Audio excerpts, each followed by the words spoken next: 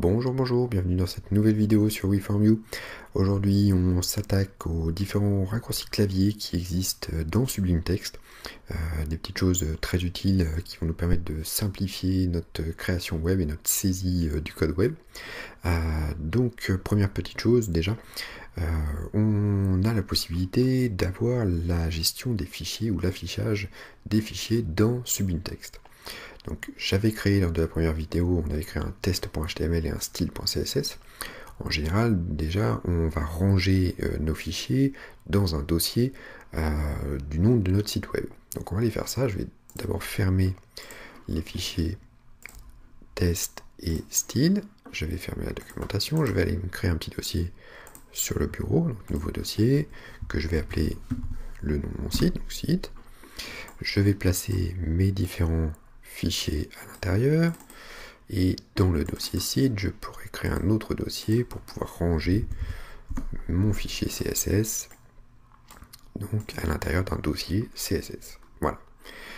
Une fois que ceci est fait, on va pouvoir donc voir ce dossier-là dans le système Sublime. Donc tout simplement, au niveau de Sublime Text, en fait, vous avez juste à placer votre élément au niveau d'une petite fenêtre. Comme ça, vous voyez votre dossier et vous voyez Sublime Text en même temps. D'accord? Et tout simplement, vous prenez votre dossier et vous le lâchez au sein de Sublime Text. Tout de suite, il va vous ouvrir un nouveau volet, le volet des fichiers, des dossiers. Et donc, du coup, on voit l'arborescence de notre site internet. Donc, au niveau de notre site, on a bien un fichier, on a bien un dossier CSS dans lequel on a un fichier style.css et test.html. Petite chose, au niveau de cette partie à gauche, si vous faites un clic sur le nom du fichier, ça l'ouvre, mais ça l'ouvre toujours dans le même onglet. C'est-à-dire que si je fais maintenant un clic sur style.css, vous voyez que ça va remplacer le test.html et ça m'a mis à la place le style.css. Si vous voulez, donc en général on va travailler dans les deux fichiers, si vous voulez ouvrir les deux fichiers, il faut simplement faire deux clics au niveau du nom du fichier. Voilà. Donc une fois que j'ai fait les deux clics, j'ai bien le remplacement, enfin l'ouverture d'un nouvel onglet au sein de Sublime. Petite chose encore, si vous avez un écran assez large, on va dire, on va souvent aimer travailler avec le fichier HTML et le fichier CSS ouvert en même temps et visible en même temps.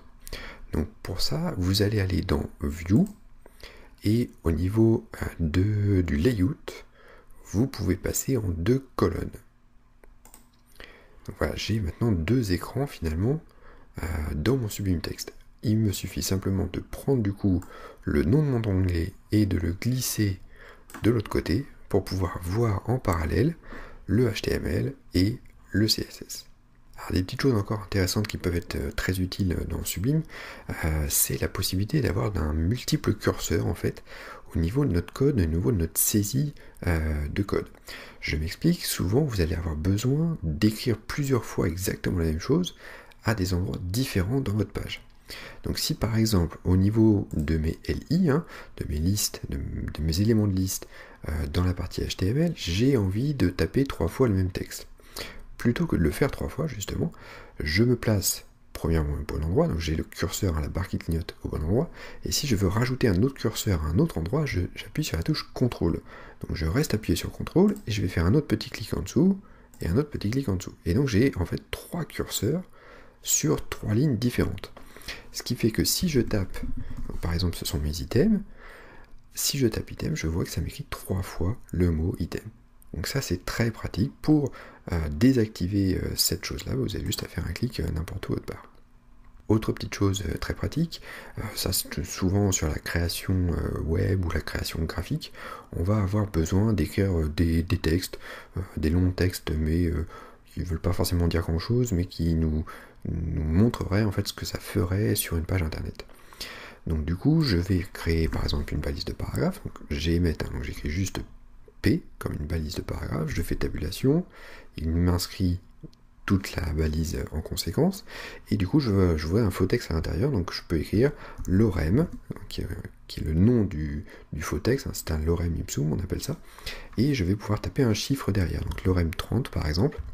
ça veut dire que j'aurai 30 mots qui ne veulent rien dire finalement, mais qui ressembleraient à du texte normal. Je fais tabulation pour terminer ce petit raccourci, et du coup voilà, j'ai 30 textes d'un faux texte finalement, d'un texte de remplissage, un lorem ipsum.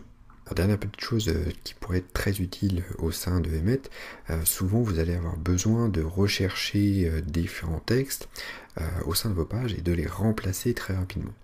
Donc si j'essaye de faire un CTRL F, comme find, pour trouver un texte, si je cherche le mot item, je sais que j'en ai 3 personnellement, donc je sais que j'en ai 3. Il me retrouve le premier item. Mais vous pouvez, tout en bas à droite, dans la barre de recherche, trouver le Find All. Donc si je clique sur Find All, il me trouve les 3 mots items. Vous voyez que le curseur se positionne à la fin de ces mots-là. Donc je peux très bien les supprimer d'un seul coup et les remplacer par un autre élément, texte. Je clique n'importe où pour désactiver le multiple curseur. Enfin, dernière petite chose, cela va se situer au niveau de l'indentation des balises. Donc si jamais vous avez un code mal indenté, vous avez tapé un petit peu la va-vite, et donc par exemple, alors je fais vraiment un code vraiment très très mal indenté, voilà, j'ai tapé tout à gauche, j'ai enlevé toutes les tabulations du coup, vous avez la possibilité en fait de lui demander de recalculer l'indentation pour vous. Donc ça va être très pratique. Donc si je sélectionne tout, je fais un CTRL A sur mon clavier, je vais pouvoir aller dans Edit, dans Line, et on a le Reindent, donc on lui demande de réindenter. Et vous voyez tout de suite, hop, les tabulations se créent toutes seules au sein du code HTML. Donc ça c'est vraiment super, vous pouvez le faire que ce soit dans la partie HTML ou dans la partie CSS. Alors, problème là-dessus, c'est que il n'est pas prévu par défaut de raccourci clavier au niveau du réindent. Vous voyez que on peut faire le raccourci clavier pour le non indenté, enfin annuler l'indentation ou indenter, pardon, mais juste une ligne. Ça c'est pas très pratique, le réindent le fait complètement automatiquement. Et là il n'y a pas de raccourci. Donc ce qu'il faudrait faire, ça serait de rajouter un raccourci clavier pour pouvoir faire ce réindent très rapidement. Donc ça c'est parti, on va aller dans Préférences, Key Binding, ça nous ouvre une double fenêtre. Alors dans la partie à gauche, vous avez les raccourcis clavier par défaut, donc tous ceux qui sont déjà enregistrés au niveau de Sublime Text. Et puis dans la partie à droite, vous avez les raccourcis clavier, mais pour l'utilisateur, donc juste pour vous. Vous voyez qu'il y a déjà des crochets, donc on ne supprime pas les crochets, on va rajouter des raccourcis clavier là-dedans. Vous pouvez prendre un exemple à gauche, tout à fait, voilà. On va le copier, on va copier une petite ligne, on va coller de l'autre côté, donc on a l'accolade qui s'ouvre, entre guillemets le terme keys, pour dire que c'est un raccourci clavier, ensuite le raccourci clavier en lui-même que vous voulez. Moi je vais choisir par exemple un CTRL L, comme ça je le choisis un petit peu au hasard. En fait prenez une lettre qui n'est pas trop utilisée dans les raccourcis clavier, en tout cas qui n'est pas importante dans les raccourcis clavier par défaut. Et donc au niveau de la commande, on va lui dire que c'est la commande réindent que l'on veut affecter à cette touche-là. Une fois que c'est fait, j'enregistre mon petit fichier user, donc file save. Je peux fermer ce double écran-là, je vais faire la croix directement, et on va recommencer. Donc je vais désindenter tout ça, donc je sélectionne tout, je fais pour annuler les tabulations, c'est majuscule tabulation. Donc voilà, ça me casse complètement l'indentation. Maintenant je vais pouvoir utiliser mon nouveau raccourci clavier, donc je vais d'abord utiliser la touche CTRL A pour sélectionner tout mon texte, puis CTRL L pour réorganiser, réindenter tout mon texte. Donc ça c'est très pratique, vous avez maintenant un nouveau raccourci qui vous range complètement votre code. Voilà, on s'arrête là pour les différentes astuces au niveau de Sublime Text. On se retrouve tout de suite pour la suite de la configuration de notre éditeur de texte. N'oubliez pas de vous abonner à la chaîne, de laisser des petits commentaires si vous avez aimé la vidéo. Et puis on va continuer d'améliorer un petit peu la configuration de notre Sublime Text dans les prochaines vidéos.